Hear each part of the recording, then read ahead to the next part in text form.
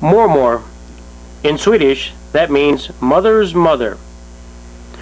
Sarah Eriksson, Edith Carlson's mother, was born in 1854.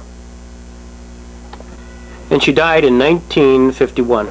Very weak, sick all her life, and she fainted when she was running around in the home and fainted, and they,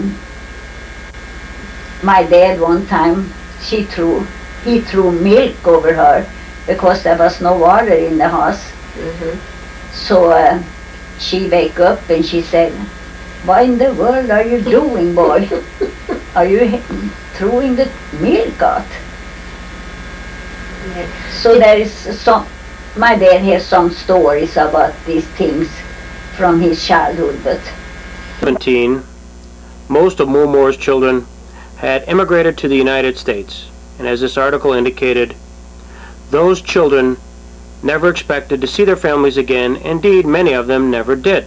The only communication was letters which traveled for months by ship, and the many had seldom been far from home, were unused to writing. Then on November 10th, 1917, a letter arrived from Mormor. It reads, "Dearest Carl, Edith, and children, God's peace. Amongst our sad circumstances, we must share with you that now Papa is gone. He died October 14th and went to a better land. He was so lucky and satisfied to meet his God, and wanted to greet you all in America. He had heart trouble, water on the lungs, but he did not have any sharp pains. If I were in America, I could help you, but it's such a long journey.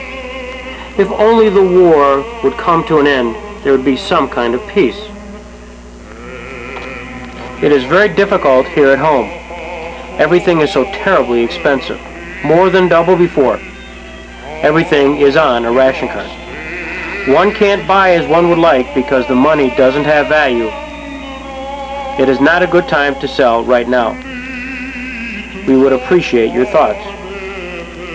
It is difficult not to be in good health when one has a house to take care of. Ruth has no desire to travel to America." She concludes, "It is good to claim the Lord in everything. Many heartfelt greetings from me, Sarah. Don't forget your old mother. Goodbye." The letter also included the obituary, which reads, "My dear husband and our father, the carpenter Per Alfred Eriksson, calm and peaceful, died in his home the 19th day of October, 1917, in his 64th year of living. Deep sorrow and missing of me, children, grandchildren, sister, Amanda, brother-in-law, also relatives and friends. We announce with this, the children, signed the children, and maiden name Anderson. He has fought a good fight. He has won. Life's crown he has found."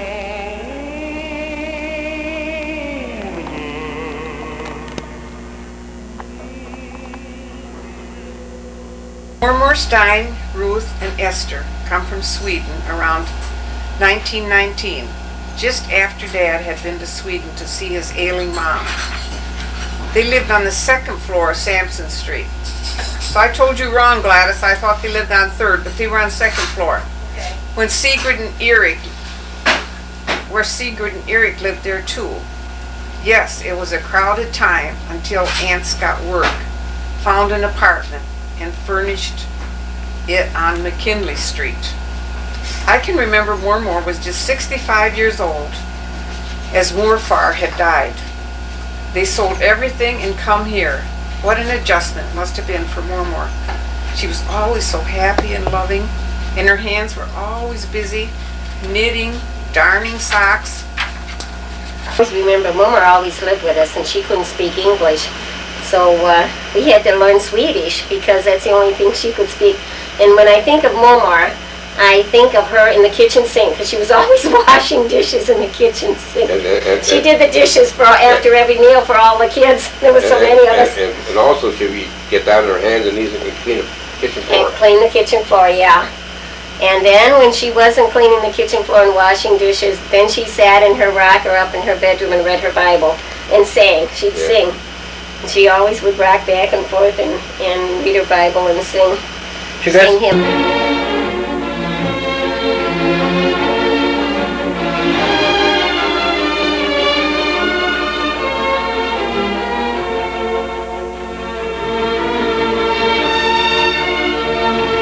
Asked me to explain a story about Mormor, and I'm not a very good one to do this because I probably knew her for 4 or 5 years of her life, but she couldn't talk English and I couldn't talk Swedish, but we managed to correspond somehow. But I do recall her birthday parties because Gladys has talked about them prior to our getting together, and then all of those that we were together ourselves. And every year from the age of 85, she had a birthday party that she went around and greeted everybody as they left or during her party, and saying this was the last of her years on earth and she was going to her maker. And she had a speech that she gave to everybody, and of course they all left in a sad mood. And then it came 86 and did the same thing, and 87 she did the same thing. These are ages now. And 89 and 90, 91, 92, 93, 94. And she went to what, 98, so it was about 13 years of greetings that she gave to people that she was going to, well, she was happy. She wanted to go to her heavenly home, but she managed to do this for about 13 years, and then finally, of course, it did happen, and she did. Well, I was just thinking of a little item on Mormor. She learned very little English all those years, and when she was home alone, and anybody called and the phone rang, she would raise the receiver and say, "Hello, nobody home, goodbye." and this used to floor a lot of people who didn't understand. Yeah.